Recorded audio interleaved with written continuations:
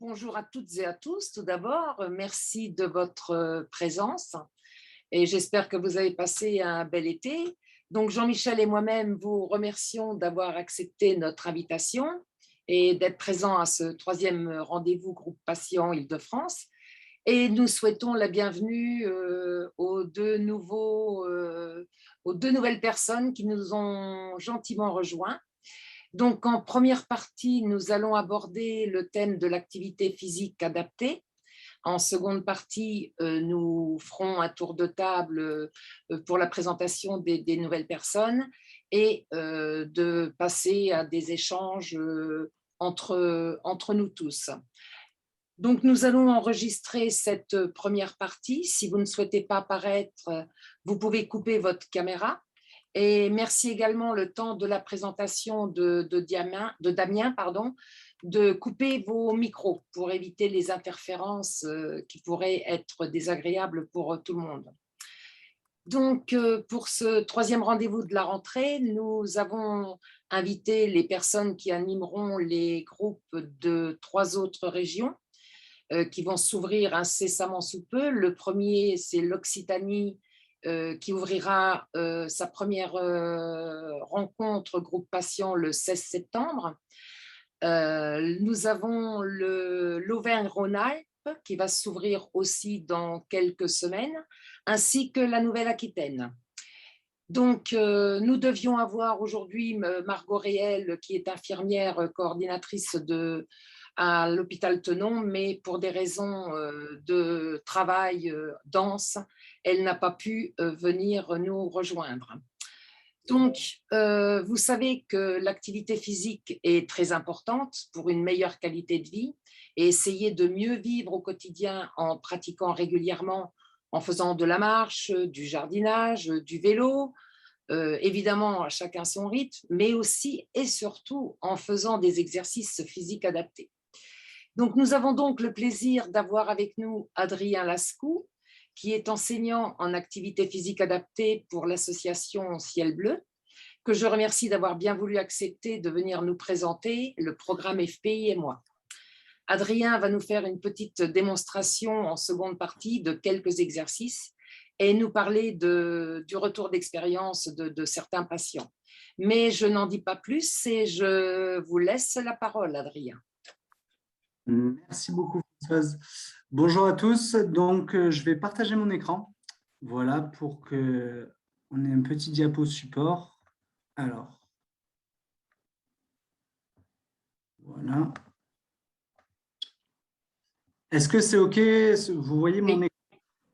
Très bien. Donc, l'idée aujourd'hui, c'est de vous présenter le programme FPI et moi, qui a été mis en place entre l'association Ciel Bleu et Boehringer Ingelheim qui subventionne ce programme. L'association Ciel Bleu, c'est une association qui va graviter un petit peu sur tout le territoire français grâce à plus de 700 intervenants en APA, donc activité physique adaptée, mais aussi en Belgique, en Irlande et en Espagne.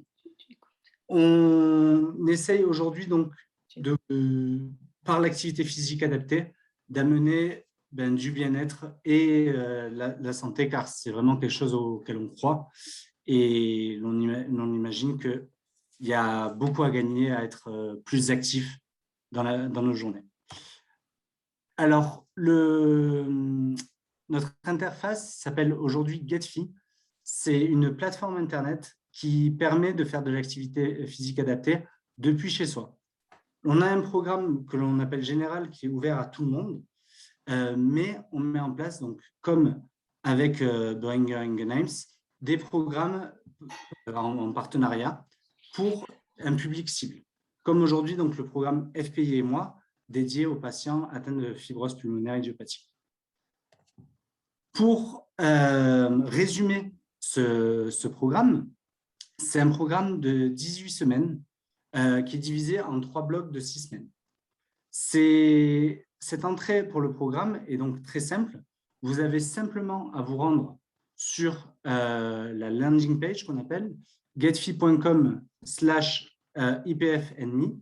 Je vous ferai suivre donc bien sûr cette URL pour que vous ayez tous accès à ce programme.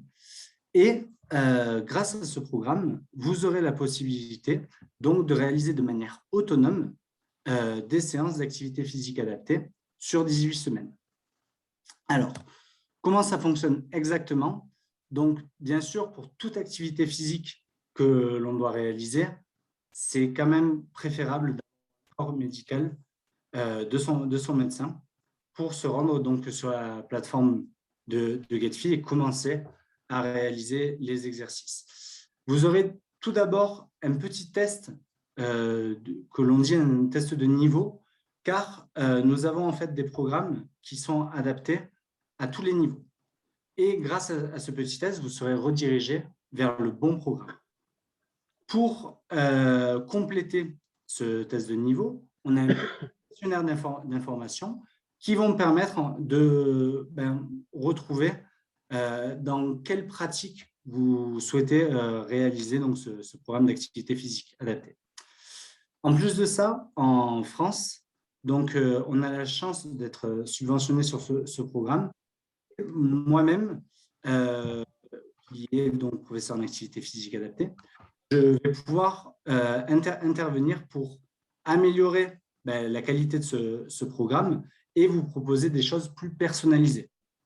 Donc, ce que l'on peut mettre en place, c'est un bilan en début de programme où l'on va un petit peu voir ensemble comment vous souhaitez réaliser cette activité physique, quels sont aussi le matériel que vous avez à disposition pour faire du sport, et si jamais vous avez donc peut-être un jardin ou des choses extra que l'on ne pourrait pas retrouver en fait tout simplement dans le programme, parce qu'on a essayé d'avoir quelque chose qui est accessible au plus de monde, donc on a limité en fait le matériel qui est nécessaire à la réalisation de ce programme. Si vous réalisez donc le programme dans son intégralité, vous aurez donc 2 fois, c'est-à-dire à la semaine 6 et à la semaine 12, un bilan physique à réaliser. Et c'est quand même quelque chose de très valorisant. Pourquoi? Car les exercices que vous avez peut-être un petit peu de mal à faire au début du programme, mais vous aurez sûrement beaucoup plus d'aisance après 6 ou 12 semaines à les réaliser. Et donc, ça permettra de voir déjà en fait une évolution grâce à certains exercices. On va parler maintenant donc, du suivi que l'on peut mettre en place sur ce programme. C'est-à-dire que vous allez réaliser de manière autonome vos séances, mais si vous avez des questions, je serai ce que l'on appelle votre coach. Et grâce à ce petit chat que vous voyez là sur la fenêtre, donc là, c'est l'exemple d'un des bénéficiaires du programme qui a maintenant donc terminé son programme, où vous pourrez en fait directement me poser des questions. Par exemple, si vous avez une incertitude sur un exercice ou si jamais vous le trouvez trop difficile, vous pouvez compléter. Donc, à la fin de chaque séance, pardon, je m'exprime peut-être un petit peu mal, mais à la fin de chaque séance, vous aurez la possibilité de noter tous les exercices que vous avez réalisés. Et si jamais il y a des exercices qui vous ont apparu très difficiles, mais vous pouvez le noter et je pourrai par la suite donc adapter ces exercices pour que la prochaine séance soit vraiment adaptée à votre niveau de forme actuel. Que dire de plus sur ce programme? Pas grand-chose. On va parler de tout l'aspect en fait de l'activité physique au général, car c'est super en fait de faire 1 voire 2 séances d'activité physique adaptée en ligne par semaine, mais je pense que l'important est de rester en fait actif au général. Et c'est vraiment vers ça que l'on souhaite tendre. Donc, je vous présente sur cette diapositive tout simplement une échelle d'intensité de ressenti de votre activité physique. C'est-à-dire qu'aujourd'hui, c'est très bien de réaliser une activité physique. Et presque toutes les activités physiques sont très bénéfiques.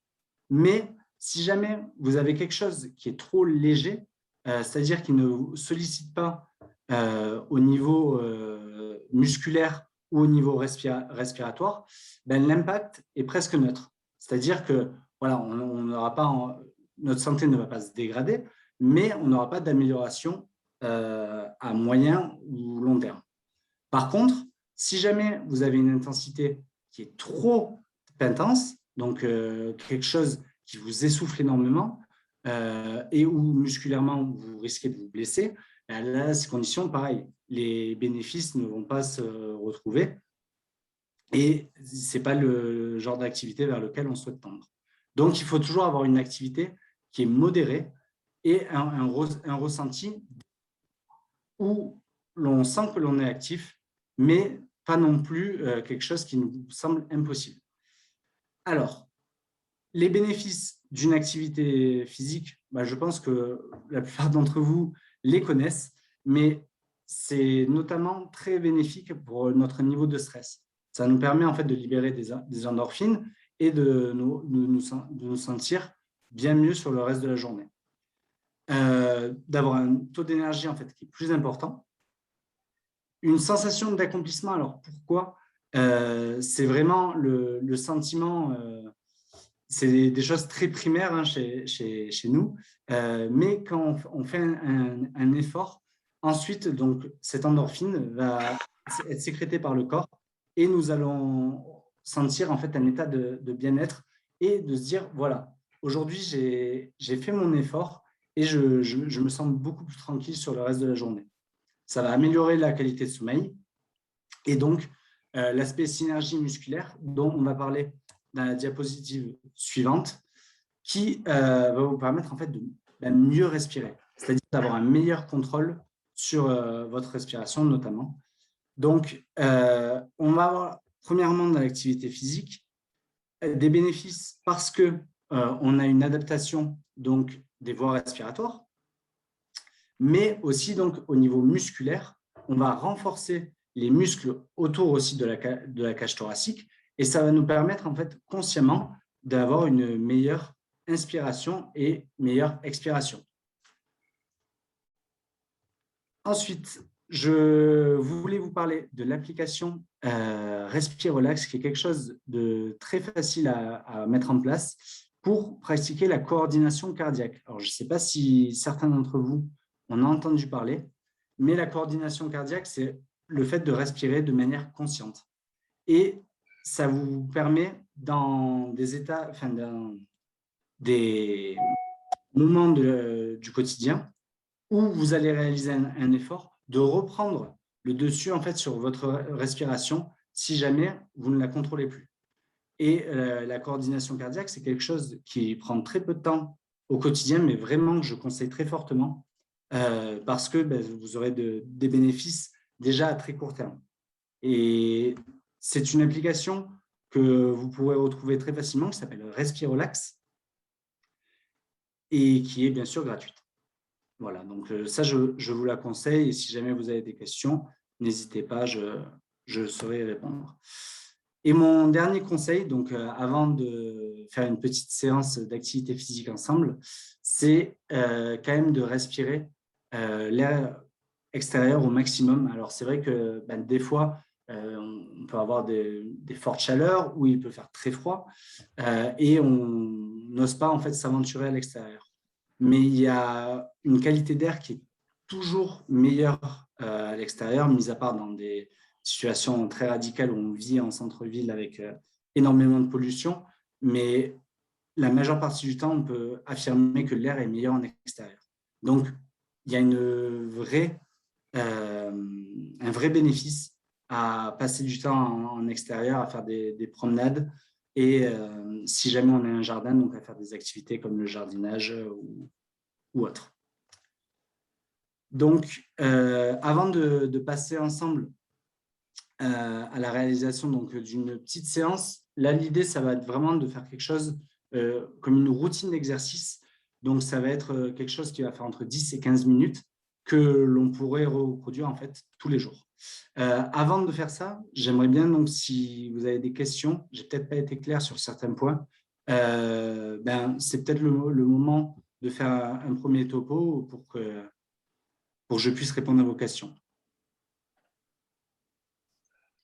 Donc, si vous avez des questions sur comment on s'inscrit, Adrien peut vous répondre si cela vous intéresse de passer sur la plateforme, ce qui peut être très bénéfique pour vous, même si vous faites des exercices en extérieur. N'hésitez pas à poser toutes les questions possibles et imaginables à Adrien qui pourront vous aider à rejoindre cette plateforme. Adrien, moi j'avais peut-être une petite question, Adrien, Oui. pour faciliter la compréhension. Est-ce que tu pourrais expliquer comment ça se passe pratiquement, puisqu'en fait, comment on sait, une fois qu'on est inscrit, les exercices qu'on a à faire, comment on nous les montre avant qu'on puisse les refaire et tout ça, tu vois? Alors, donc, la première étape va être donc de vous inscrire par l'URL que je vais vous envoyer. Une fois que vous serez inscrit, nous, directement, on va recevoir une notification comme quoi il y a un nouveau bénéficiaire. C'est par ce moyen qu'on va donc vous contacter et vous proposer si vous souhaitez faire un bilan plus global, donc avec moi-même, ou si jamais, en fait, vous souhaitez continuer de manière autonome. Si vous continuez de manière autonome, donc vous aurez premièrement un petit test de niveau à réaliser. Donc, c'est 3 exercices que vous pourrez réaliser chez vous. En rentrant donc les réponses au nombre, par exemple, de répétitions que vous avez réalisées dans ce test, vous allez définir donc un niveau. Ce niveau va vous permettre en fait d'accéder à des séances et ces séances ensuite vont se dérouler. Vous pourrez les programmer 1 à 2 fois par semaine, donc sur une durée de 6 semaines, avant d'avoir à nouveau un petit test physique à réaliser pour continuer sur les 6 prochaines semaines. Ce test physique qui est à réaliser après 6 semaines, c'est toujours en autonome ou c'est avec l'accompagnement d'un coach? Alors, voilà, c'est-à-dire que si vous souhaitez directement en fait, avoir un accompagnement, moi, je vais pouvoir en fait, prendre la main sur votre profil GetFi et donc vous accompagner sur les exercices. Par contre, vous pouvez effectivement le réaliser de manière autonome en réalisant les exercices chez vous et en entrant directement en fait, les réponses aux questions en fait, pour le nombre de répétitions que vous aurez réalisées. D'accord.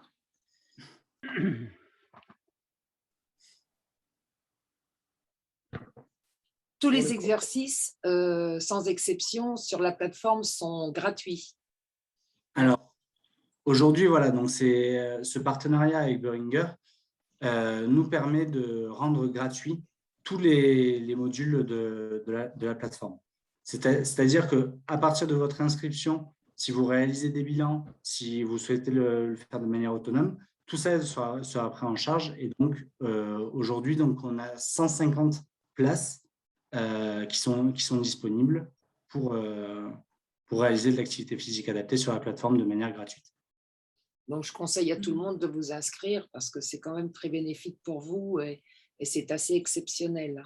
Peut-être à préciser, Adrien, la nécessité d'avoir un certificat médical. Voilà. Voilà, c'est ce que j'allais dire. Donc oui, effectivement, c'est vrai que le fait de pratiquer de manière autonome, donc si jamais vous avez des appareils d'oxygénométrie ou des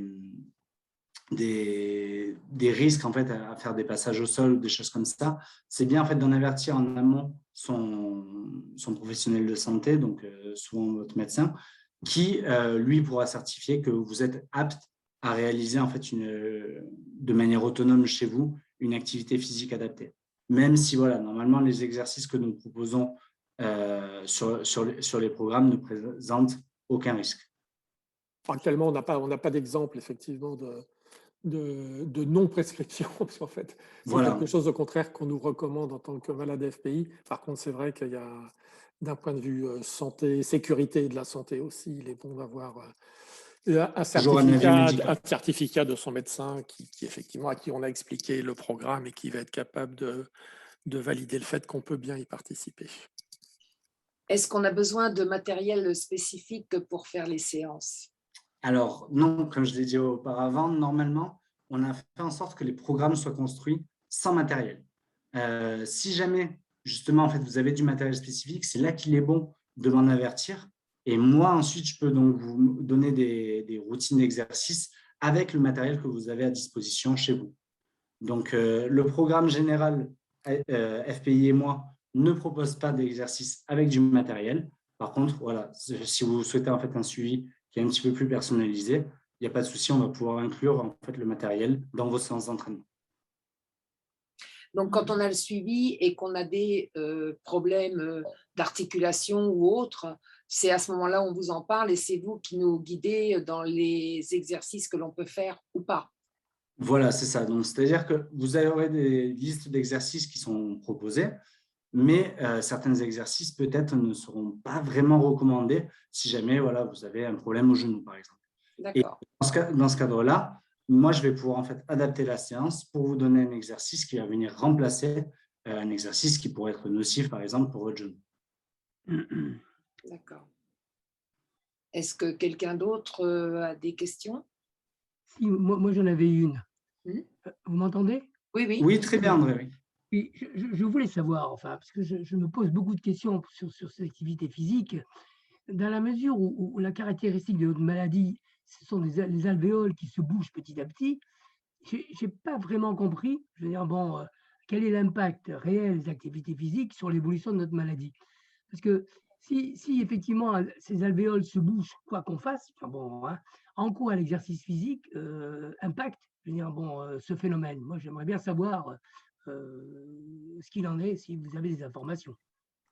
Alors oui, effectivement. Donc au niveau alvéolaire, ce qui se passe, c'est-à-dire que quand vous allez demander à votre corps en fait plus d'oxygène parce que vous êtes en train de réaliser une activité physique, il va donc aller solliciter des zones alvéolaires qui sont encore efficaces, mais qui sont un petit peu endormies.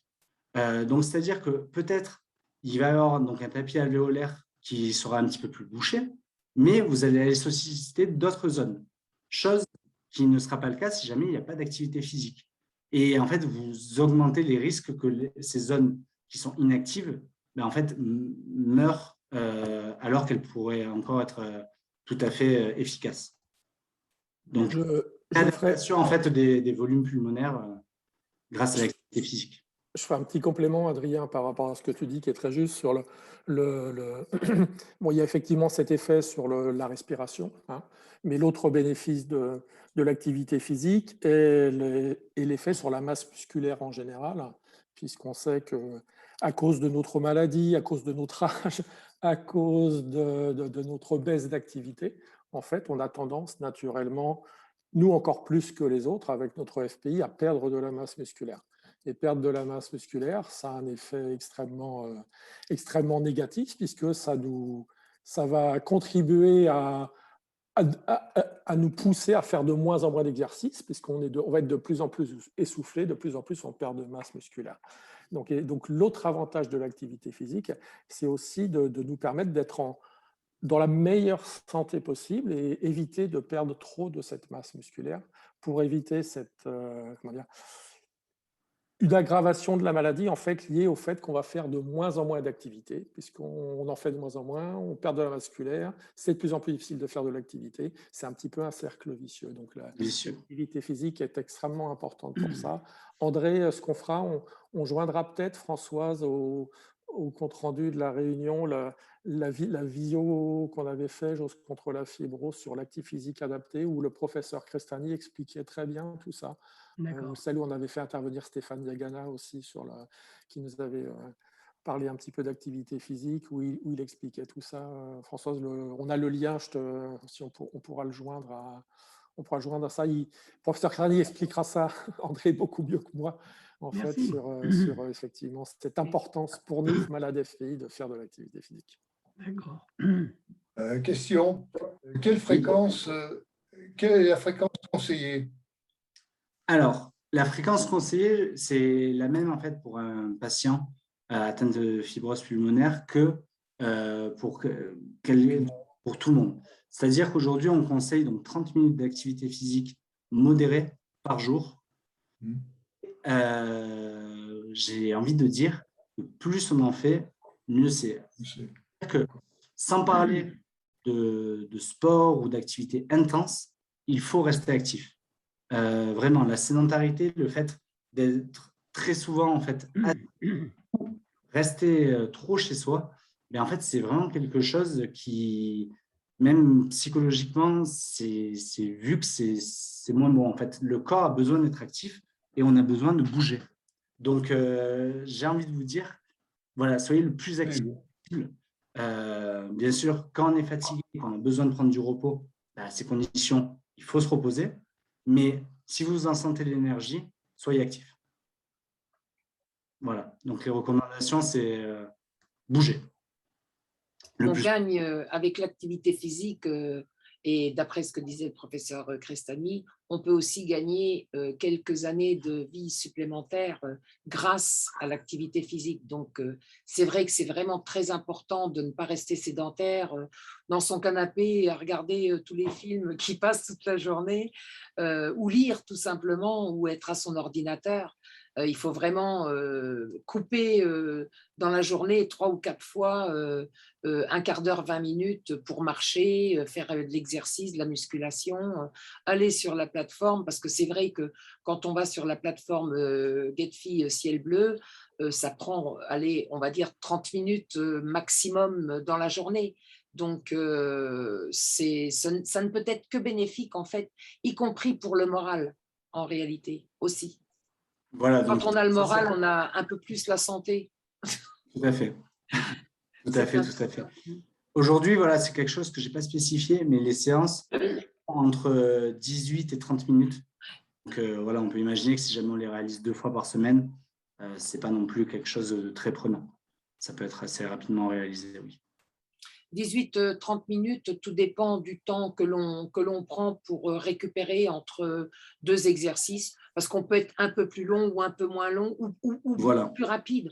On peut très bien ne pas toujours vouloir respecter le temps de pause entre 2 reprises d'exercice. Donc, ça peut aussi aller, c'est vrai, très relativement vite. Donc, c'est très bien de pouvoir les faire. Et ça motive aussi d'avoir, même si c'est sur ordinateur, ça motive quand même d'avoir des exemples d'exercices à faire. C'est comme si on avait un compagnon virtuel, en fait. Voilà. C'est tout à fait. Et puis après, encore une fois, on essaie de rester au maximum disponible pour répondre à toutes vos questions.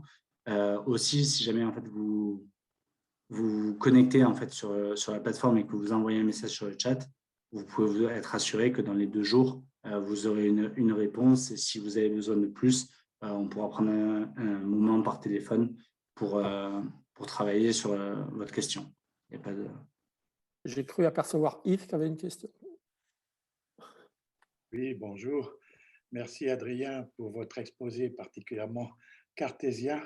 Il se trouve que, en ce qui me concerne, la maladie n'est pas très cartésienne. Il y a beaucoup de fonctions aléatoires.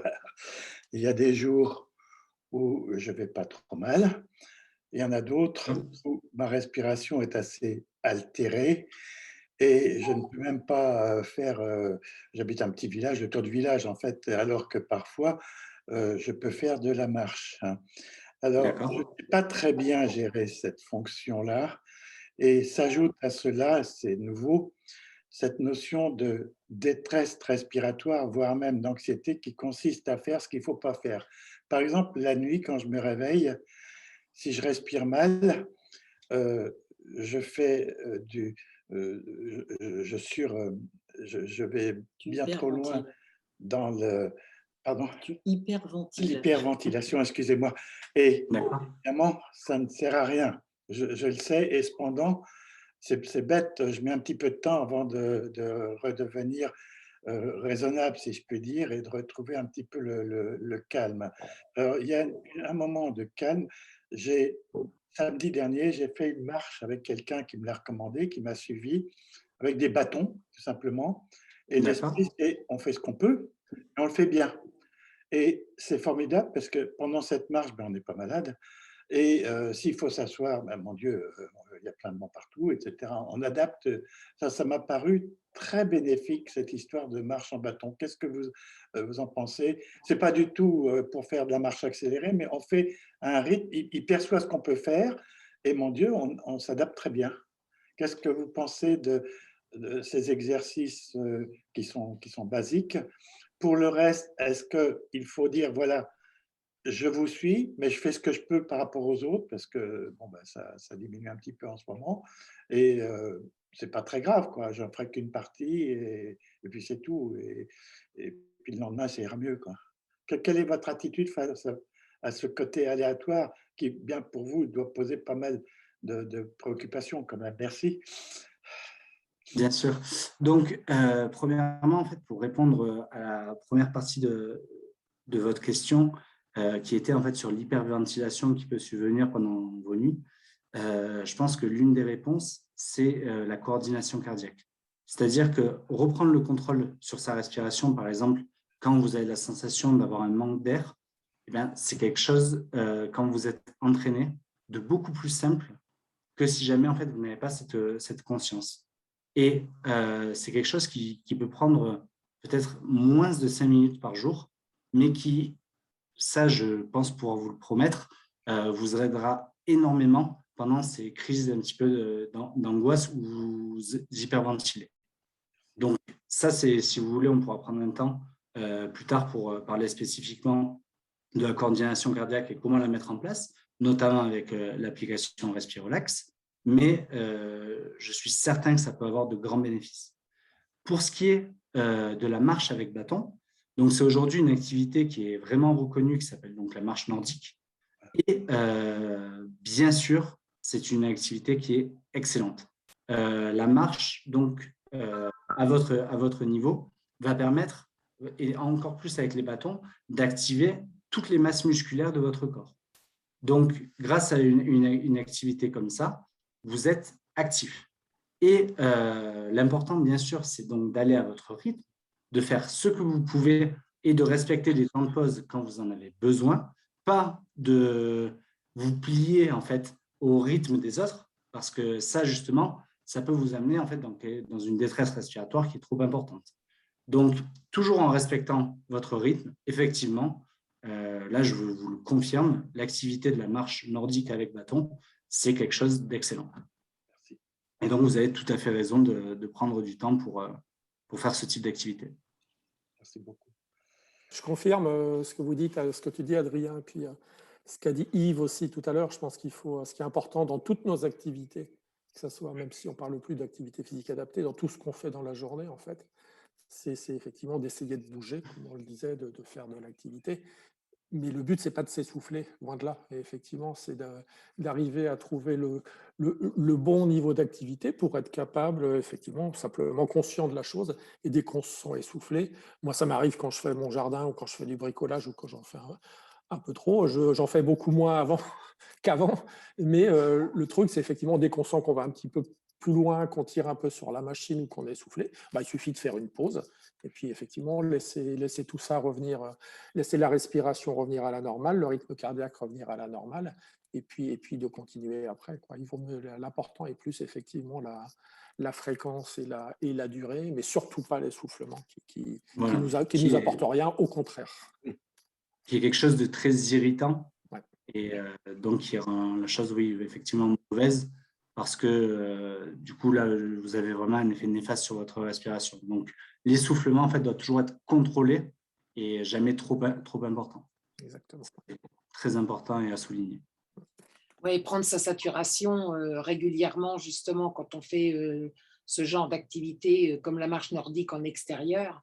Donc, de prendre son saturomètre et puis de prendre sa saturation de temps en temps pour voir si on n'est pas trop en détresse d'oxygène, en fait. Donc, c'est important aussi. Et puis, on ne fait pas de la compétition, donc on y va vraiment à notre rythme.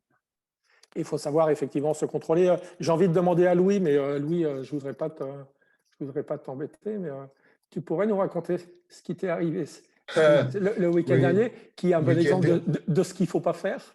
Oui, ce qu'il ne faut pas faire. Le dernier, avec notre petit camping-car, nous sommes montés à 2800 au col de la Bonnette, après Barcelonnette et qui rejoint la Vésubie. Eh bien, une fois arrivé là-haut, j'ai fait 50 mètres à pied, mais pas plus. Parce qu'à 2800 mètres, eh bien, Oui. bah. Alors, donc, bon, on est redescendu, hein, bien sûr. Et 2 jours après, je suis allé à Cardio, là, chez le professeur Cotin, qui m'a dit 2000 mètres, pas plus. Mais je vous assure qu'à 2800 mètres, 50 mètres, c'est tout ce que j'ai pu faire. Pas plus. Puis, Bien évidemment, ouais, c'est vrai que là, je rejoins tout à fait Louis. Il faut être vraiment vigilant par rapport en fait, à où vous vivez. Je vais me prendre pour exemple. Je vis aujourd'hui à Font-Romeu, donc qui est une station dans les Pyrénées qui est à 1800 mètres d'altitude. Et ma saturation en oxygène, si jamais je passe beaucoup de temps au niveau de la mer, quand je remonte ici, ma saturation est moindre et j'atteins les 96% alors que je ne fais aucun effort. pour vous expliquer, j'ai pris ma saturation, j'étais à 70 et 120 pulsations. Hein. Alors, là, j'ai dit, il faut que j'arrête. Et puis, je me suis assis dans mon camping-car, j'ai attendu, puis nous sommes redescendus, quoi, c'est tout. C'est important, C'était le bon geste à avoir. Ma crainte, c'était de faire un malaise. Ouais. Alors, 70, c'est... Ouais.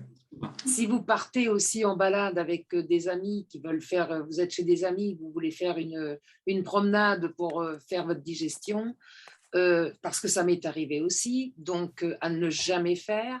Demandez-leur d'abord par quel chemin ils passent, est-ce qu'il y a des montées ou pas, parce que j'ai failli ne pas pouvoir remonter et être obligée d'avoir une civière parce que la pente était à 15% et je n'arrivais plus à la monter. Donc, demandez d'abord, quand vous partez en groupe comme ça avec des amis, si c'est bien plat ou alors une légère pente, mais à 3%, quoi, mais pas plus. Sinon, vous restez dans le trou, quoi. Donc, et je peux vous garantir que ça a été très compliqué parce qu'ensuite, quand on est arrivé en haut, avec beaucoup de mal, on a été obligé de s'arrêter à peu près 20 minutes pour que je puisse récupérer, en fait. Donc, bien prendre soin de tous les atouts des environnements qui nous entourent quand on va quelque part. Voilà, donc ouais, c'est toujours ça en fait, c'est rester actif, mais rester vigilant aussi. Voilà.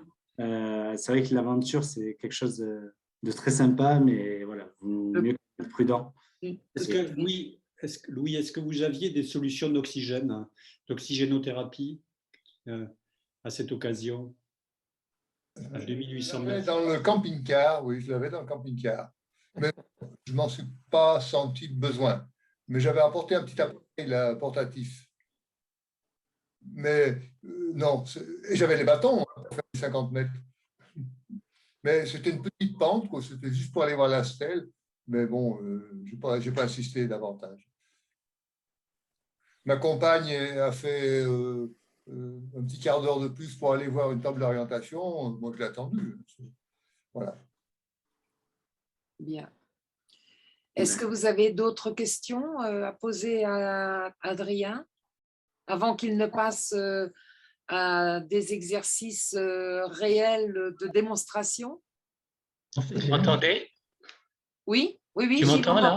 Oui, ah, oui, je enfin. t'entends. Ah, bah, ça marche. Je voulais savoir, moi je vais 2 à 3 fois en salle pour faire de la gym. Est-ce que ça c'est trop ou ça serait très contraignant ou c'est recommandé? Alors, encore une fois, moi je pense que c'est recommandé. Oui. Le fait voilà, d'aller dans une salle d'activité où vous pouvez en fait pratiquer, mais à votre rythme. Ah oui, bien sûr, bien sûr. Voilà, donc même vous pouvez y aller tous les jours et même 2 fois par jour si jamais. Ouais, non, pas trop quand même. Non, mais déjà voilà. 2 à 3 fois par semaine et j'y reste 1 heure, 1 heure et demie, quoi. Mais à mon rythme. Mais c'est très bien. Je vais tout travailler. Ça continue en fait dans ce que je disais de aujourd'hui, si jamais votre activité elle est adaptée, donc mission et que votre essoufflement n'est pas trop important, vous pouvez en faire autant que bon. Ah d'accord. Donc quelquefois on est essoufflé, mais on gère quoi. Il suffit de. Voilà, il faut vraiment être dans la gestion et d'écouter son corps. Exactement. Voilà, c'est aujourd'hui, je pense que c'est la solution, c'est de s'écouter. Si jamais vous avez vraiment une fatigue qui est trop importante, alors à ces conditions, votre corps demande du repos et ça, il faut lui donner aussi. Oui, il faut lui donner, surtout pas essayer de surpasser, c'est pas une performance. Absolument, c'est-à-dire que d'accord. Programmer, par exemple, d'aller faire vos séances le mardi, jeudi et samedi, mais que le mardi, vous ne comprenez pas pourquoi vous avez eu une mauvaise nuit et vous vous en sentez pas capable, alors il ne faut pas y aller.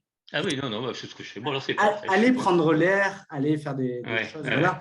Mais c'est vrai que parler d'activité physique dans le sens de, voilà, on va dans une salle de sport pour s'entraîner, là, à ces conditions, je pense que voilà, ça peut être on peut tirer très peu de bénéfices. Non, moi j'y vais plus pour bien-être, comment dire, je me force pas, c'est pour point de vue médical surtout. Donc c'est une très bonne chose. Je ne serai jamais musclore. Non, mais l'important c'est d'être bien. Et c'est vrai que ça fait du bien après. Voilà. Non, donc je pense que 3 fois par semaine, c'est quelque chose de très raisonnable. Et, 2. 2 ou 3. Ça dépend. Il y a des matins où c'est non. En tout cas, oui, non, c'est une bonne chose. Après, voilà, moi, je conseille toujours d'être à l'extérieur le plus possible. Oui, bien sûr, évidemment. Le sport, ça permet d'avoir des machines et des éléments qui sont vraiment adaptés à la pratique. Oui. Intéressant. Ouais, merci. Pas de souci. Monsieur Angevin, je crois que vous vouliez intervenir? Oui, uniquement pour dire que la présentation d'Adrien était claire. Et moi, je suis sensible particulièrement à l'intérêt de l'activité physique en général, et d'autant plus aujourd'hui, puisque j'ai une FPI, tout simplement. Donc, effectivement, ce que je peux en dire, là, c'est qu'effectivement, le